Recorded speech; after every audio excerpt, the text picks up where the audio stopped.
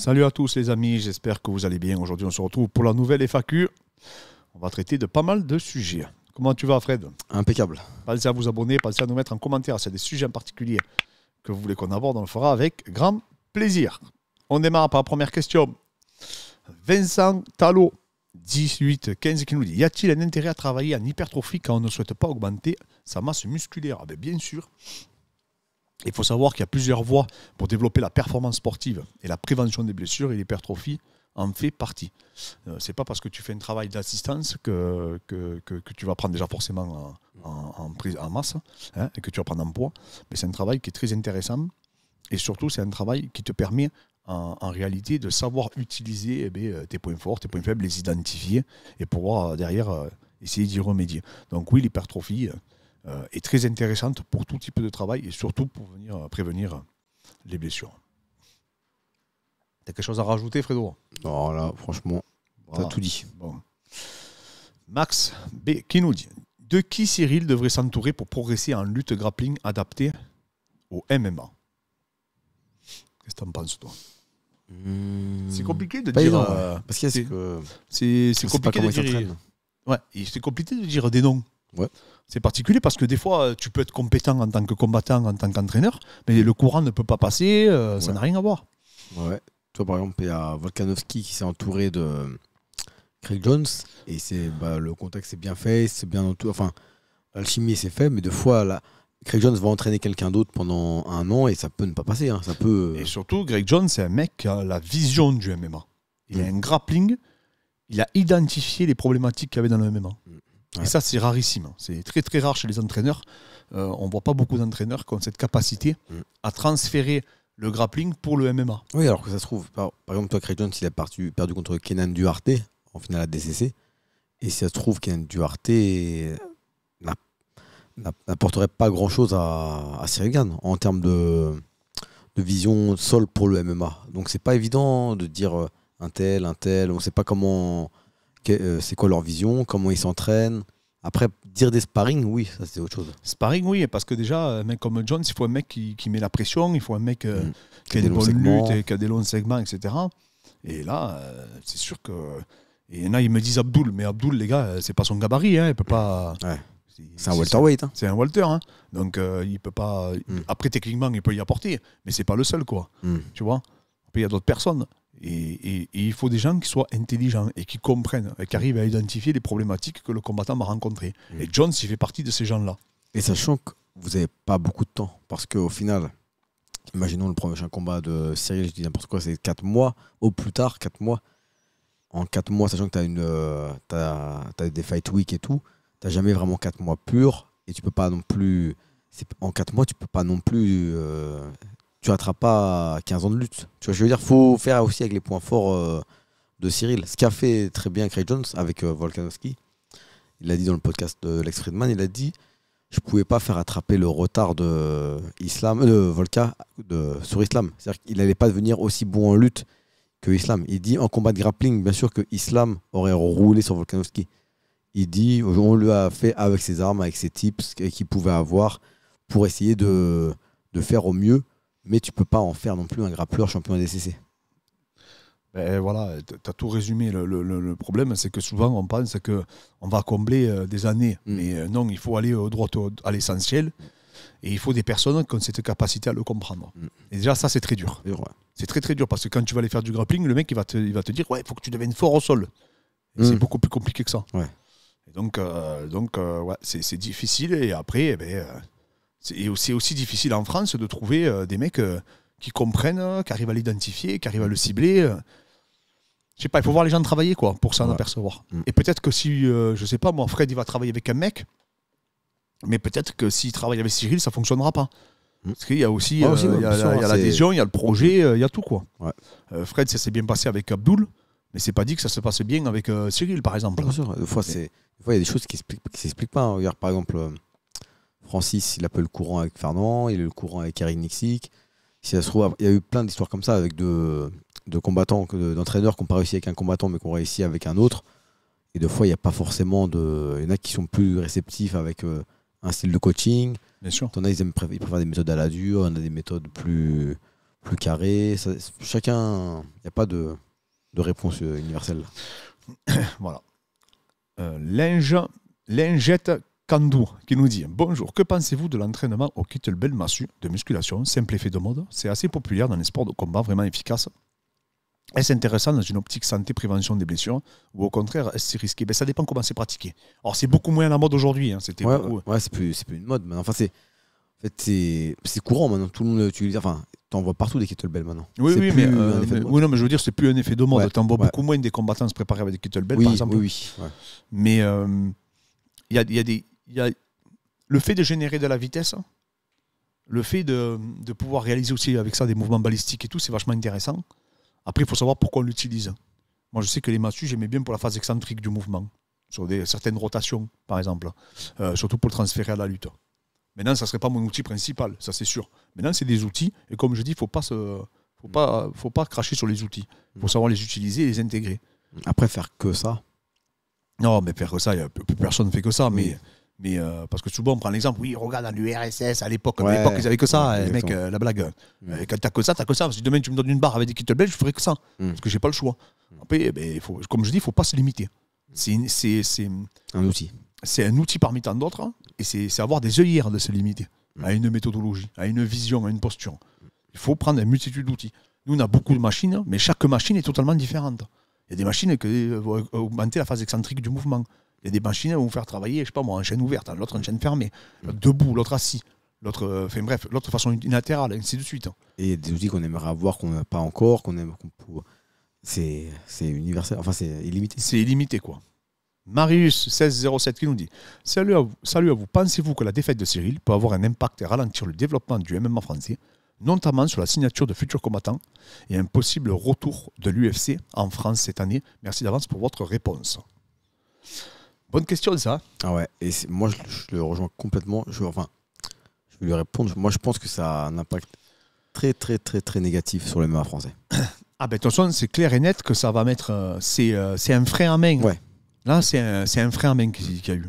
Ouais. Franchement, si Cyril aurait remporté la victoire, on aurait halluciné de ce que serait pu apporter au MMA français, je pense. C'est un truc de ouf. Quand on voit ce qu'a apporté l'UFC France en septembre, et sa victoire, mais une ceinture contre le GOAT, c'est là, franchement, c'est Coupe du Monde 98 au foot, Coupe du Monde 2008, enfin, c'est même pas des suppositions, hein, tu regardes tout, dès qu'il y a eu des champions olympiques d'un sport, les adhésions dans le sport, ils ont explosé, et donc du coup, plus d'adhésions, plus d'argent, plus de moyens, plus de subventions, plus d'événements, En fait, c'est l'écosystème qui grandit, en fait, Mais ça, après, la quantité, on l'aura jamais. Enfin, on ne saura jamais vraiment.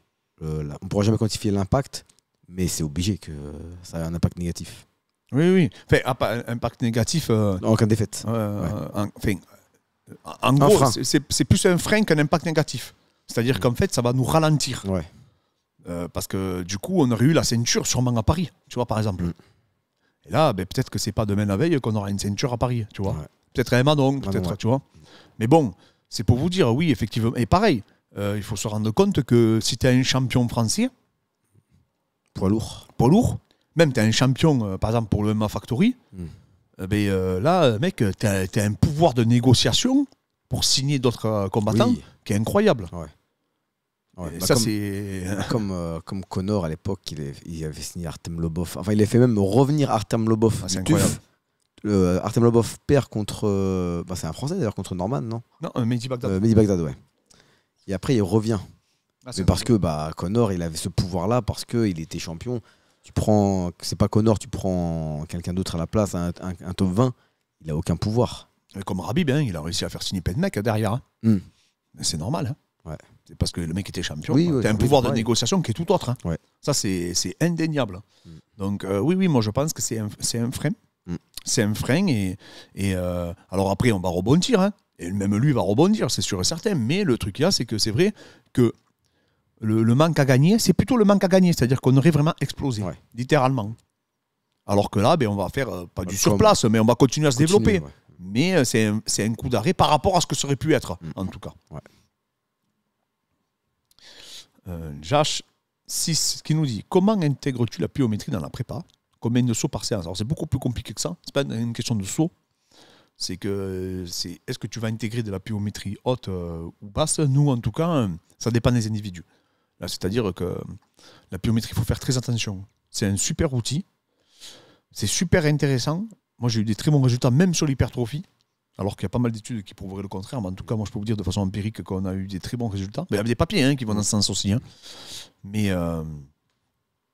comment ça s'appelle? Il faut bien le faire. Parce que la plio, les gars, c'est à double tranchant. Ouais. Si c'est pas bien fait, c'est risqué. C'est risqué.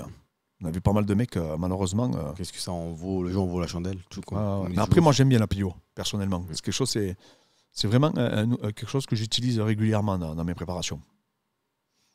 Alors là, c'est une question business, Fred. Alors, je me rapproche pour la lire. Maxime Prévost qui nous dit: Salut Clément et Fred. Petite question business, qui est peut-être un peu trop personnelle et auquel cas, désolé d'avance. Comment as-tu fait pendant des années de ta salle où tu ne pouvais pas te payer? Le chômage suffisait et à partir de quand as-tu pu te payer?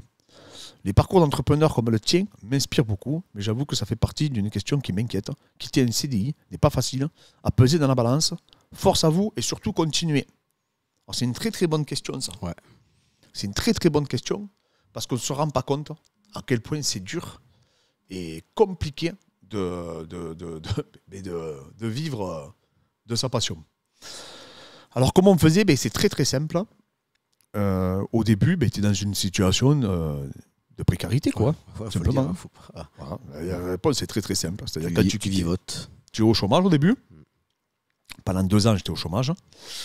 Ensuite, j'avais à peu près, c'était pas parce que j'avais l'ACRE, donc c'était pas un RSA, mais c'était un peu l'équivalent. Mais voilà, tu fais comme tu peux, quoi. Il faut savoir que les premières années, pendant très longtemps, j'habitais chez mes parents. J'avais ma salle et j'habitais chez mes parents, les gars. J'avais même pas d'appartement. Je sais pas si vous vous rendez compte. Ça fait pas très longtemps que je suis parti de chez mes parents. Et après, tu vivais dans la salle. Et après, j'ai vécu dans la salle. J'ai vécu dans la salle avec ma femme, quoi. Ouais. Je sais pas si vous vous rendez compte, quoi. Donc, non, les gars, c'est pas drôle. Là, vous voyez maintenant, vous voyez la salle super et tout, c'est génial et tout, mais les gens ne se rendent pas compte de ce qu'on a traversé. C'est très très dur. Et Fred, il est ingénieur de métier, qui était un travail qui était assez bien rémunéré pour venir s'impliquer du coup dans la structure. Ouais. C'est un choix qui est très dur, surtout. Je me rappelle toujours de la phrase. Il faut me convaincre que tu m'as dit, tu vas pas faire des plans toute ta vie. Et le plus dur, toi, tu me disais, c'était pour ta famille. Ouais, c'est pas pour moi, parce que moi, franchement, j'aimais pas. Ah, t'en pouvais plus, toi. Je suis pas passionné par ce taf-là, c'est pas ma passion. Et ma passion, je la connaissais, du coup, c'est plus le regard de l'entourage, ouais. Au début, tu te dis, c'est pas possible, quoi. Ouais, tu te dis, mais c'est parce que, mine de rien, le sport, c'est surtout pour les parents, c'est un amusement, c'est un hobby, c'est pas un métier. C'est comme youtubeur, par exemple, pour les jeunes qui disent je veux être youtubeur.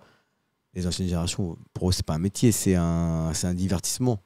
Tu te filmes avec une caméra mais si tu peux pas en vivre, tu vois, c'est pas. Ouais, pour eux, il n'y a pas de boulot derrière, quoi. Exactement, c'est pas un travail, c'est pas. Tu vois ce que je veux dire, bien sûr, bien sûr. Et donc, du coup, l'entourage, c'est dur pour eux de percevoir ça. C'est plus le regard de l'entourage qui te fait douter au début. Oui, mais après, c'est tellement une liberté extraordinaire. Ouais. Après, on fait des belles journées, moins que maintenant, mais on fait des belles journées. Ouais, hier, on a coaché, après, on a enregistré le live, donc voilà. Mais on est dans notre passion. Mais c'est des sacrifices terribles. Et on nous a rien donné, les gars. On nous a rien donné. Sachez-le. Moi, je vous dis, ça fait 15 ans que je fais ça. Donc, je peux vous dire, j'ai tout traversé. Vraiment, les doutes, tout ce qui peut possible inimaginable. Et à un moment donné, j'ai dit que j'allais arrêter. Je me suis dit, est-ce que c'est pas mieux que je redevienne portier? Ça m'a... C'est dur, franchement. Moi, surtout, j'avais une bonne place. J'étais au Casino de Palavas, en costume, tranquille. Tu vois, franchement, j'étais génial. Casino, je parle là où on joue de l'argent. Pas les casinos. Donc, j'étais tranquille, mon costume et tout. J'étais au top à l'accueil. Voilà. Mais c'était... Tu vois, on avait le 13e mois. En fait, on avait des avantages. Ouais. Ça, tu l'as plus. Quand tu es à ton col, c'est terminé. Plus personne ne te doit rien, mon pote. Et c'est des sacrifices. Des soucis de fou, tu comprends pas, quoi. Et quand tu es entraîneur, tu n'es pas qu'entraîneur. pour ça que les gens ne se rendent pas compte. Ils disent oui, il faut déléguer, machin, mais des fois, tu peux pas, mon pote, déléguer. Qu'est-ce que tu racontes? Tu n'as pas les moyens de déléguer. Ouais, t'es pas Fitness Park, t'es pas une chaîne, t'es pas une multinationale. Hein. Tu crois pas que tu payes. Au début, t'as pas de femme de ménage, t'as pas de. Rien du tout. Tu te fais tout. C'est toi qui fais ta compta, tu fais tout seul, mon pote. Toi qui fais le commercial, tu fais tout. Tu as 25 casquettes hein, parce que tu n'as pas le choix. C'est où ça où tu coules. Et surtout qu'en plus, les 25 casquettes, tu les apprends pas. Enfin, tu peux être un bon coach, mais le métier de commercial, ça s'apprend. Enfin, et ça fait des métiers qu'on n'est pas prêt. Hein. Moi, je dis franchement, commercial, heureusement que tu étais là. Mais moi, seul, j'aurais coulé. Tout ce qui est publicité et tout. Mais tu l'apprends pas en coaching, ça. Oui, bien sûr. Et après, il y avait les événements. Moi, je faisais les événements. Et pourquoi je faisais les événements au début? Parce que mes mecs, je voulais les faire combattre. Mais c'était très dur de trouver des combats. C'est pas comme maintenant, il n'y avait pas toutes ces organisations. Mais là, il y en a, je sais pas combien d'organisations. À l'époque, il n'y avait rien. C'était super dur. Tu avais le 100% fight à Paris, et puis voilà. Ouais. Un petit peu la fight way. Enfin, on avait chi. On se débrouillait. Et donc, nous, on organisait des événements. T'étais tout. Et je vais pas dire j'étais manager, mais parce que j'étais même pas manager. Juste, je trouvais des combats à mes mecs parce que j'avais pas le choix. Tu sais, c'est comme ça. Mais tu fais tout. T'es multi-casquette parce que t'as pas le choix si tu veux en vivre. Après, bien sûr que je pense que tout le monde voudrait juste vivre de l'entraînement. Tu fais 2 cours par jour, tu rentres chez toi, c'est la fête. Mais non, quand tu as la salle, tu as un loyer, tu as l'électricité, tu as les charges, tu as tout. Tu payes tout. Donc il faut que tu charbonnes, que tu donnes des cours, que tu coaches des gens, que tu accompagnes. Alors maintenant, c'est plus pareil. Ouais. Maintenant, ça n'a plus rien à voir. Maintenant, on a tous nos élèves et tout, c'est ça.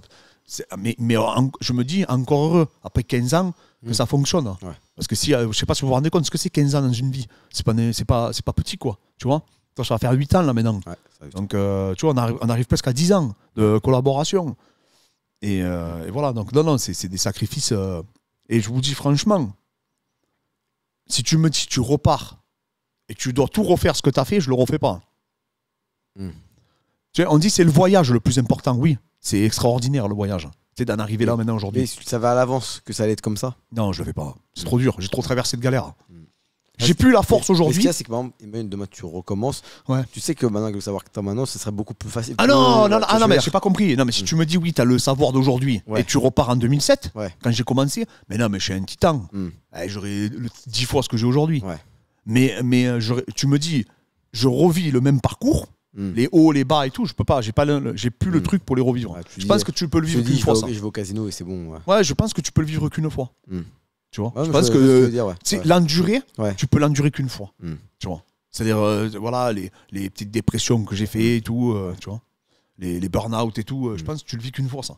Et après quand tu l'as surmonté, ben, c'est là où tu vas acquérir des compétences et tout. Et vous savez combien de mecs j'ai vu moi couler, des mecs avec des salles, des clubs et tout. Combien, franchement, tous les mecs avec qui j'ai commencé de ma génération, mais il y en a quasiment plus aucun qui ont des salles ou qui coachent et tout. J'en connais quasiment plus.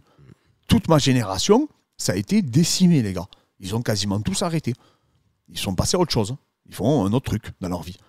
Et j'étais formateur, moi, comme vous le savez, je faisais passer les DE, les BPGEPS, etc. Et les diplômes fédéraux aussi. Donc j'étais formateur pour les fédérations. Et je pense que j'ai formé, je ne sais pas combien de centaines d'entraîneurs en tout. Parce qu'à chaque fois, c'était des groupes de 30-40. Donc ça va vite, hein. Mais il doit avoir resté 5-6. Franchement, peut-être. Ils se comptent sur les doigts d'une main, les mecs qui en vivent. Sur des centaines et des centaines. T'imagines, hein? Et pour les BPGEPS et tout, c'est pareil. Hein? Les gens ne se rendent pas compte. C'est un sacrifice. Mais après, ça vaut le coup. Mais ça, c'est la vie d'entrepreneur. Hein? C'est pas nous. Hein? C'est pas que le sport non plus. Hein? C'est dans tous les domaines. Ouais. C'est sûrement peut-être. On s'y intéresse pas, mais peut-être dans les boulangeries, t'en as peut-être. Ouais, mais alors par contre, voilà, je te coupe sur ça. Ouais. Mais par contre, il y a un truc qui est sûr, c'est que moi, j'avais pas d'exemple, les gars. C'est-à-dire qu'un boulanger, tu sais que le boulanger d'en face, peut-être qu'il est riche. Ouais. Moi, j'avais pas de mec qui vivait du MMA quand j'ai commencé. C'est-à-dire que je connaissais personne en France qui vivait du MMA. Voilà, on n'avait pas d'exemple. Tu vois, on n'avait pas un mec, on disait lui il vit du MMA. Et ça c'est terrible. Quand tu n'as pas d'exemple, tu te dis ça marchera jamais. Parce que tes parents ils te disent mais tu connais un mec toi au moins qui vit de ça?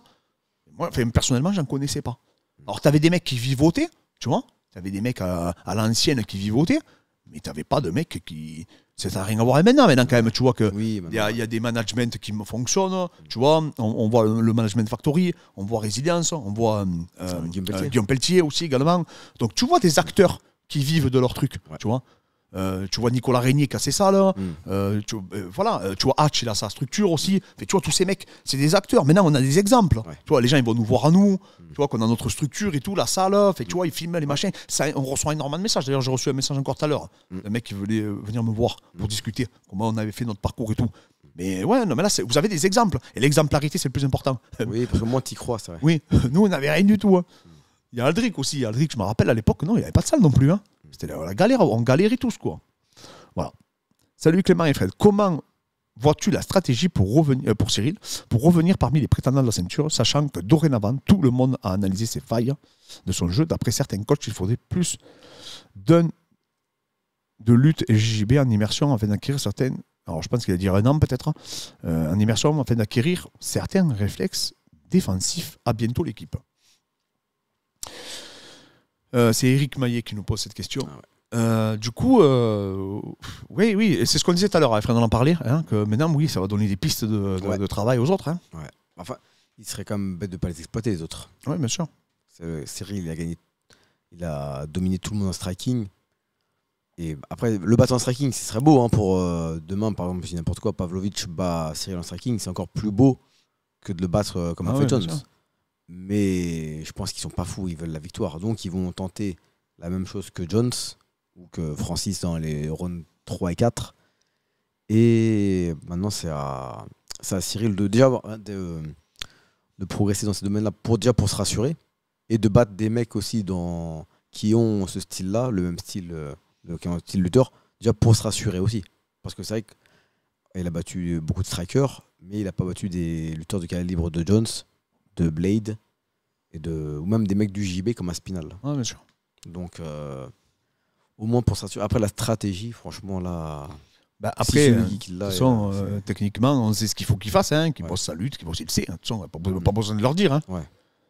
C'est lutte, grappling, le chain wrestling, les défenses, les continuités, savoir défendre, être opportuniste. Dire, tout le monde l'a vu. Hein. Ouais.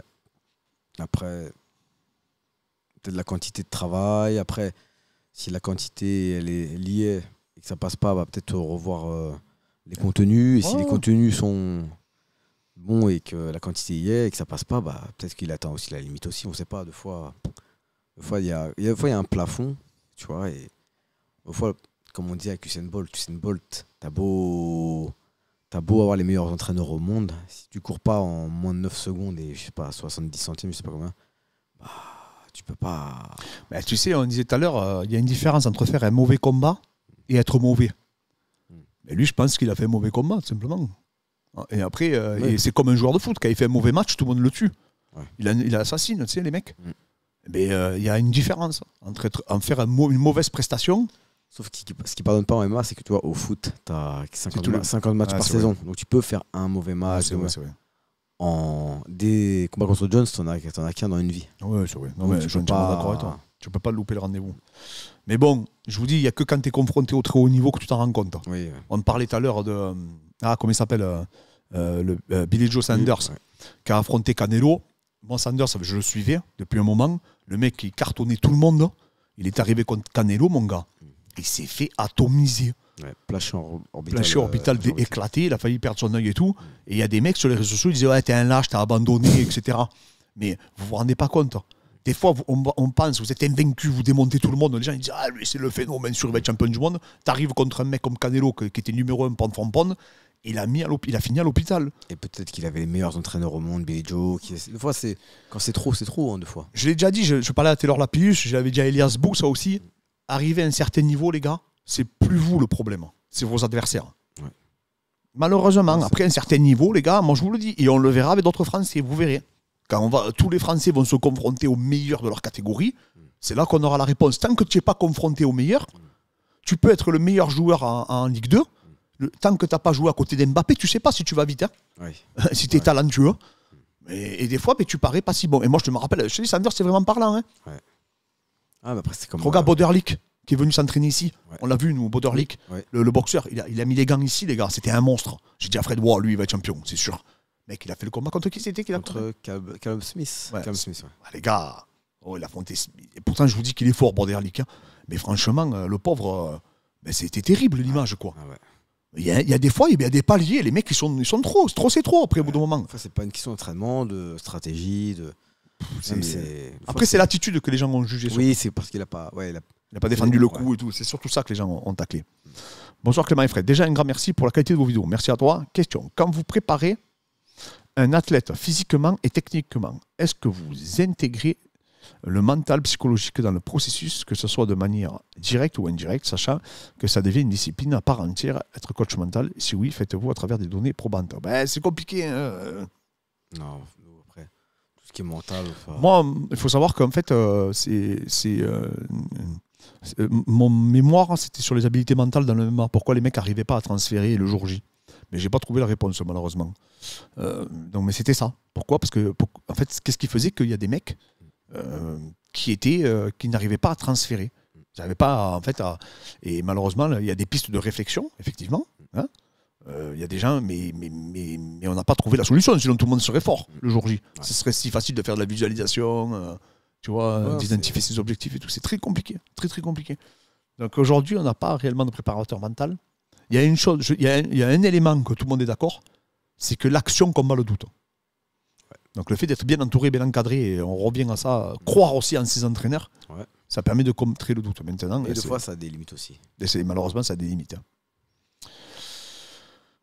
Victor Duguay, salut coach. J'espère qu'avec Fred, vous avez la forme. Que pensez-vous du Fight Night qui arrive? Avez-vous une petite preview pour nous? Vous êtes les numéros en MMA FR. Alors, la Fight Night, c'est beaucoup. Petroyan contre Merab. Je n'arrive pas à dire le nom. Merab. Bon. Dis-nous. Tu vois qui? Moi, je trouve que Petroyan, il est bon contre les lutteurs. Hein. Ouais, parce qu'il a affronté deux gros lutteurs. Aljamain Sterling, enfin même Faber, qui est très bon lutteur. Même il a affronté, comme il s'appelle, le lutteur qui est au Bellator, qui était champion de la CA. Ah oui, bon. J'en ai vu de son nom. Après, Merab, c'est un mec qui peut gâcher un match. Hein. On l'a vu contre José Aldo, il te bloque pendant 2 heures contre la cage, hein, il te met des petits coups. Là, le problème pour moi, pour Merab, c'est que c'est en 5 rounds. Ouais. Sur 3 rounds, je pense qu'il pouvait bloquer le match, embêter un peu Yann, tu vois. Surtout qu'Yann, il est même à part le combat contre O'Malley où il est parti à fond, mais les autres combats, il aime bien prendre son temps. Moi, j'aimerais bien que Yann gagne quand même. Je le vois gagner, mais après. Après, c'est 2 super combattants, hein, c'est difficile à dire. C'est difficile à dire, sincèrement. Parce que moi, je pensais. Fred croyait beaucoup en Sean O'Malley contre Petr Yan. Moi, je pensais pas que Sean O'Malley allait autant l'esquinter à Yann. Alors, oui, il avait perdu, selon moi. Mais bon, il a touché quand même sévère, tu vois. Ouais. Il a fait vraiment mal, Sean O'Malley à Petr Yan. Petr Yan l'a dominé, hein, selon moi. Oui, pareil, mais par contre, c'est vrai qu'on n'a jamais vu Petr Yan en danger comme ça, quoi. Ouais, Petr Yan reculé, c'est après. Ouais, même en sang. Enfin, tu vois, il a été vraiment mis en mauvaise posture. Même si lui aussi, il a réussi à le mettre en mauvaise posture. Pour moi, il a gagné ce combat. Donc, non, ce que je veux dire par là, c'est que Merab, c'est le mec qui paraît pas spectaculaire en combat, mais qui est capable de faire le petit plus qui va te battre. Il peut gagner 3 rounds et en perdre 2, et du coup gagner une décision, ou une décision partagée. Mais bon, j'aimerais moi personnellement que ça soit Petr Yan. Dites-nous en commentaire ce que vous en pensez, que Petr Yan s'impose. Après, franchement, ni l'un ni l'autre, ça ne vend pas là non plus. Hein. C'est des muets les deux. Berk Zek qui nous dit: le combat de Jones Vesgan a-t-il changé ton regard sur le MMA et sa pratique? C'est intéressant comme question. Ouais, pas mal. Ouais. Et toi, Fred, qu'est-ce que t'en penses? Ça a changé ta vision? Le regard sur les supporters. Non. Ça l'a mis à l'évidence, on n'était pas habitué. Ouais. Sur le MMA, c'est vrai que ça remet en question pas mal de fois qu'on a peut-être tendance à s'emballer sur une hype aussi, 2 fois. C'est 2 fois, pas s'emballer sur une hype, mais 2 fois, parce qu'on n'a pas tous les éléments d'une préparation et tout. Et 2 fois, on analyse trop 2 fois avec les images des embodies, 2 fois, et c'est pas la réalité. C'est 2 fois, on voit pas. Ouais, c'est vrai. Ouais. Ou dans Embodied ou du contenu Instagram ou quoi. Et donc, du coup, 2 fois, peut-être analyser avec plus de recul au niveau du contenu que les acteurs mettent. Ouais, non, c'est sûr, il y a ça. Et moi, surtout, c'est cette discussion que j'ai eue avec Abdul, et je suis content qu'il ait eu cette prise de conscience. C'est que le talent ne suffit pas. Ah oui. Ouais. Il faut vraiment s'impliquer à 100%. Et Abdul, ça lui a servi énormément, ce combat. Ouais. Je ne dis pas qu'il ne s'est pas impliqué, hein, Cyril, hein, dans sa préparation. Oui, mais peut-être que hors préparation, comme il le dit lui-même, hein, il n'était pas si impliqué que ça. Et donc maintenant, tu comprends qu'à un certain niveau, ça ne passe plus. Ouais. tu vois. Et je te rappelle qu'Abdul, son surnom, c'est le Lazy King. Donc voilà, donc il est complètement dans ce profil pour les gens. Pour les gens. Ouais. Pour les gens, parce qu'il n'est pas comme ça. Hein. Ouais. Mais dans l'imaginaire des gens, il peut être dans ce profil. Ouais. Même si lui, il dit qu'il s'entraîne tous les jours. Mm. Il va pas dire qu'il s'entraîne pas, tu vois, Ouais. hors combat. Il s'entraîne tout le temps. Mais il est lazy dans son attitude, ce qu'on disait hier dans le live. Mais c'est bien, voilà, ça nous a fait surtout prendre conscience de ça. Pas tellement du niveau de la pratique, pas tellement sur le schéma technique. Ce qu'il a fait, c'est... Le travail de John, c'est un travail auquel on s'attendait. Regardez la vidéo dans le Club des Balaises où Fred analyse la lutte de Jones et nous on a partagé un petit extrait. C'est exactement ce que Jones a fait. Ce contrôle en gréco, de venir chercher le dos. C'est exactement ça. Il a fait exactement ce qui était possible qu'il fasse. Parce que c'est un génie dans les continuités, le mec, tout simplement. Kylian Hall, peux-tu comprendre toute la haine que Cyril reçoit depuis son combat? Non, moi je comprends. Enfin, je comprends la déception des fans. Ça, c'est compréhensible. Que tout le monde soit déçu, que tu es là, tu dis ouais, c'est inadmissible parce qu'on le voit au foot, on le voit au rugby, on le voit dans tous les sports. Dans tous les sports, du moment que tu perds, tu te fais lyncher par les fans. Moi, le premier de fois, je regarde un match de foot, je dis mais donne-moi son salaire, je vais courir plus vite que lui. Tu vois. Alors que je cours pas, je cours à 2 à l'heure. Non, mais ça, c'est tout à fait normal.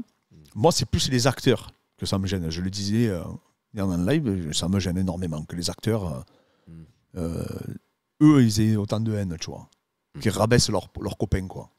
Leurs confrères. Ça, c'est terrible. Ça, pour moi, c'est inadmissible. Après que les fans, eux, ils le défoncent. Mec, il a 1 million d'abonnés, c'est tout à fait normal. Tu vas même Rabib qui a toujours gagné, il a quasiment, je sais pas combien de haters, le mec, il insulte. Georges Saint-Pierre, il avait des haters pas plus gentils, etc., même quand il gagnait. Donc, je suis pas étonné de ça. C'est obligé. Mais Weather, pareil, il perdait pas, il se faisait insulter dans tous les sens. Après, mais Weather, c'était trash talking. Du coup, ça... Ouais. En fait, là, ce qui choque peut-être certains, c'est que comme il parle bien, il s'exprime bien, il a jamais fait de trash talking, il fait des chœurs. Justement, c'est même ça que les gens lui reprochent, c'est les chœurs et tout. Donc, du coup, c'est un déferlement de haine, mais on le sait, il y a des gens qui font que ça. Hein. Il y a des gens, tu vous aperçois. Hein. Il y avait un mec qui nous a mis en commentaire sur YouTube, il avait mis des noms de tous les hitters du YouTube MMA FR. D'accord. Et tu t'aperçois que c'est toujours les mêmes noms. Tu vas sur toutes les chaînes du MMA FR, les mecs qui parlent mal, et c'est toujours les mêmes. C'est quasiment les mêmes pseudos. Ah, ok. C'est quand même incroyable quand tu y penses. C'est-à-dire que le mec, il fait un copier-coller, il va sur tout le monde, il insulte tout le monde. Ouais. C'est dingue hein, quand tu y penses. C'est un tout. Et c'est pas que dans le MMA. Hein. Pareil, il y en a qui me disent oui, mais ça, c'est mentalité MMA. Non. C'est tous les sports. On a quelqu'un qui nous parlait de la moto hier. Ouais, pareil. C'est exactement pareil. Tous les sports, c'est la même chose, ouais. ils nous ont dit. Ouais. Dès que tu arrives au sommet, les gens vont dire il prend la grosse tête et tout. Ça fait plus rien. C'est tous les sports qui sont logés à la même enseigne. Tu le comprends, c'est compréhensible. Je te dis que les fans, voilà, moi c'est plus, je te dis, les acteurs, les confrères, où il faut qu'on fasse tous preuve d'humilité et qu'on se rende compte le rendez-vous qu'il avait Cyril, et peut-être qu'il a loupé, mais en attendant, il a eu ce rendez-vous. Et moi j'espère qu'un jour on aura un rendez-vous de cette ampleur avec un de nos athlètes. Ouais. En tout cas, c'est mon rêve. Après, si on se fait rouler dessus, on se fera rouler dessus. Qu'est-ce que tu veux faire, de toute façon hein, tu peux pas changer, hein, quand c'est fait, c'est fait après. Hein. Théo Théon, feras-tu des vidéos démonstratives de techniques de lutte ou autre? Oui, on va le faire sur le Club des Balaises. On a prévu de transférer pas mal de vidéos qu'on avait prévues. D'ailleurs, on tourne samedi. Samedi, on tourne des mouvements aussi. Ouais. Hein, des mouvements de préparation physique, etc. Avec caméraman professionnel. Avec un caméraman professionnel. On va tourner pas mal de trucs, les gars. Jay de la chance, coaching, c'est mon préféré, lui. Jeune intermittent, peut-il être responsable d'un catabolisme musculaire? Ah oui, complètement. C'était Thibaudot qui disait... Thibaudot, j'adore ça. Vous parlez de mon accent, mais alors Thibaudot, j'adore. Et t'es franc en plus. Quand il non, je parle de Poliquin. Non, je parle de Thibaudot, le Québécois, quoi. Ouais. Et il disait... il avait dit un truc qui m'avait fait marrer. Il avait dit...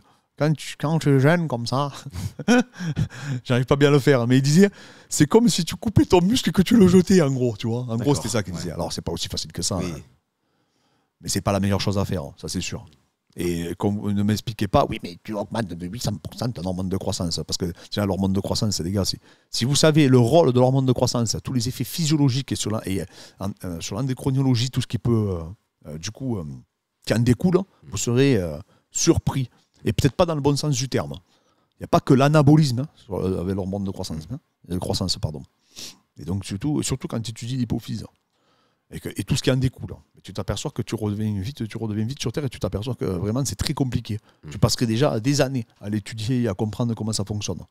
Donc les gens qui disent oui, j'ai augmenté mon taux d'hormone de croissance, mais c'est peut-être pas celui-là qu'il fallait augmenter. C'est un peu comme la testostérone. C'est pas aussi facile que ça. Pas parce que dans ta prise de sang, tu as tant de testostérone. Il y a plusieurs testastérones déjà. Et c'est surtout une question de récepteur. Tom Rom, que penses-tu des EMOM et AMRAP pour l'endurance de force? On a beaucoup travaillé, nous. Hein, ça, on aime bien, nous. Hein. Ouais, c'est bien. Je trouve que c'est pas mal, moi, si c'est bien fait. Si la charge est bien faite, hein, si les mouvements sont bien choisis, ça peut être vraiment intéressant. Hein. Ouais. Non, Pour EMOM, pour ceux qui sont novices, EMOM, c'est départ toutes les minutes. Et AMRAP, c'est autant de reps que possible. Voilà. C'est autant de reps que vous allez répéter comme un circuit, quoi. Ce qui a été popularisé par le CrossFit. Ça existait avant, mais ça a été popularisé par le CrossFit. Sous ce format-là, en tout cas. TZ Bastien, penses-tu que l'UFC laissera Abdul directement affronter des gros noms comme Chandler? Non, comme Chandler. Non, comme Chandler. Non, mais non. Il est arrivé à affronter des gros noms. Non, Chandler, c'était une star déjà. Aux États-Unis, au Bellator, c'était quand même. Après, ça dépend quand il va rentrer, comme il rentrerait Abdul. S'il rentre sur un short notice, il peut se prendre un tueur, tu vois. Un tueur, mais pas comme Chandler. Chandler, il a pris au premier combat. Il avait pris Hooker. Hooker était classé numéro 6, je crois. Non, mais après, Abdul, tu sais, il prendrait un mec, à mon avis, hein, les gars. Hein, s'il rentre, il prendrait un mec fort. Il ne prend pas un rigolo. Hein, parce que un rigolo n'acceptera pas. Enfin, un mec du bas du classement de l'UFC, je pense pas qu'il acceptera Abdul. Il fera tout pour pas l'affronter, tu vois. Peut-être pour éviter de sortir, peut-être en dernière chance avant de sortir, avant de se faire cutter par l'UFC. Parce que comment il s'appelle déjà le caucasien là? Le jeune, hein, Ashkabov, c'est ça? Qui avait 23-0. Ouais, Ashkabov. Ouais. Ils y ont mis un mec vraiment pas mal. Hein. Ouais, ils ont mis un mec fort, ouais. Ah, il était pas mal le mec. Hein. Après, c'était en flyweight. En flyweight, t'es obligé de prendre des mecs. Le pool, le nombre de personnes est beaucoup moins nombreux. Mais je pense que moi, de toute façon, Abdul, c'est ce qu'il veut. Hein. Il me le dit toujours. Hein. Il veut des défis, il veut affronter des mecs forts. De toute façon, quand t'es à l'UFC, tu peux plus choisir. Et puis, dans sa position à lui aujourd'hui, je vous dis, il a 17-1. Fait la 16e, mais le no contest, c'était une victoire. Il était en train de tabasser littéralement le mec. Quand tu as 17-1, tu choisis pas. C'est tout. C'est comme ça, la Dine, hein, quand elle va débarquer. Que ce soit Salah ou Abdul. Je te dis, Salah, je crois, il a 16-1 ou un truc comme ça. Et eux, je pense que tu parles à Salah, tu parles à Abdul, tu les mets là, à côté de nous. Tu leur dis, vous l'affrontez qui? Ils vont te dire, vous l'affrontez le champion. Hein. Ah, bien sûr, c'est bon, hein, quand tu as ces palmarès-là, tu t'es roulé, roulé dans toute l'Europe. Hein. Tu as envie maintenant d'y aller une fois pour toutes. Tu choisis en début de carrière dans tes 5 premiers combats, enfin, pour certains un peu plus, mais après, tout le monde graduellement. Mais au bout d'un moment, quand tu as plus de 25 ans, que tu as fait ça plus de 15 ans, ils ont envie d'affronter les meilleurs. Ben oui, complètement. Corentin TXR qui nous dit: tu vois quoi pour Cyril après cette défaite? Ben je vois tout simplement qu'est-ce que je vois? Je vois qu'ils vont lui redonner un combat dans pas très longtemps, à mon avis. Enfin, pas très longtemps. Je pense qu'il va vouloir pas combattre immédiatement, mais peut-être pour septembre, c'est à l'UFC Paris. Même c'est sûr. Oui. Je pense. Hein. Parce que quoi, il est passé quoi là? Il est deuxième, non? Toujours? Ouais. Enfin, il doit être deuxième. Enfin, John Jones, c'est champion et lui, il est. Ah oui, il est numéro 1 toujours. Ah ouais, il est numéro 1, donc il va lui mettre ou Blade ou. Non, Blade il affronte Pavlovich. Donc non, il prendra pas Blade, prendra pas le vainqueur. C'est quand ce combat? Non, peut-être le perdant. Ou Aspinal. Oui, non, mais c'est quand le combat déjà Pavlovich? Je crois que c'est en avril, je crois. Ah si, ça pourrait se faire du coup. Si, ouais, peut-être qu'ils y mettront le perdant. C'est possible pour c'est toujours la catégorie poids lourd là, les 5 ils vont faire que ça, que s'affronter, ça va faire. Ouais. De toute façon, en MMA, tu peux pas prendre un. Quand tu es numéro 1, tu peux pas prendre un numéro 15, un numéro 16. C'est pas comme en anglaise. Quand tu as perdu en anglaise, quand tu es un contender et que tu as perdu, tu peux prendre 2-3 combats de mecs pas très connus pour te refaire.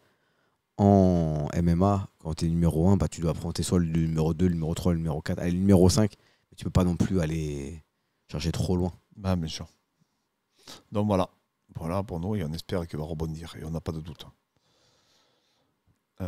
Ivan GRKD qui nous dit: possible de se créer un physique propre et adapté au sport de combat, au poids de corps? Alors propre, oui. Il y en a plein qui sont très bien. C'est une question qui revient souvent, mais c'est pour ça que je la mets, parce que je pense qu'il y a beaucoup de gens qui s'intéressent. Au poids de corps, après, pourquoi te limiter au poids de corps? C'est toujours ce que je dis, quoi. C'est quand tu vois qu'un mec comme Baki, pas Baki le combattant, Baki celui qui fait le street workout, là, mon pote, super solide. Ben lui, il fait des haltères, il fait des poids, il travaille sur machine, il travaille sur tout, quoi, le mec. Hein. Pour Après, être peut-être bon. un manque de matériel chez soi, peut-être. Oui, tu peux, mais tu peux. Sache que tu peux. Surtout que tu veux un physique propre, donc il n'y a pas de problème. Et surtout, c'est ta diète qui va déterminer aussi la qualité de ton physique. Oui. Hein. Donc c'est un tout. Hein. Mais ça, il n'y a pas de... Je te dis franchement, il n'y a pas de problème de ce côté-là. Est-ce que c'est optimal? Non. Mais est-ce que tu peux le faire? Bien entendu, il n'y a pas de... Il n'y a pas de... Du coup, je ne vois pas de contre-indication, on va dire. Voilà les amis, la FAQ est finie. Pensez à vous abonner si vous voulez rejoindre le Club des Balaises pour avoir plus d'informations. Ça fait grand plaisir. Un petit like, un petit commentaire, ça fait toujours plaisir également, hein Fred? Ouais, on les lit tous. Hein? On les lit tous, les commentaires. On les lit tous. Et on vous dit à très bientôt.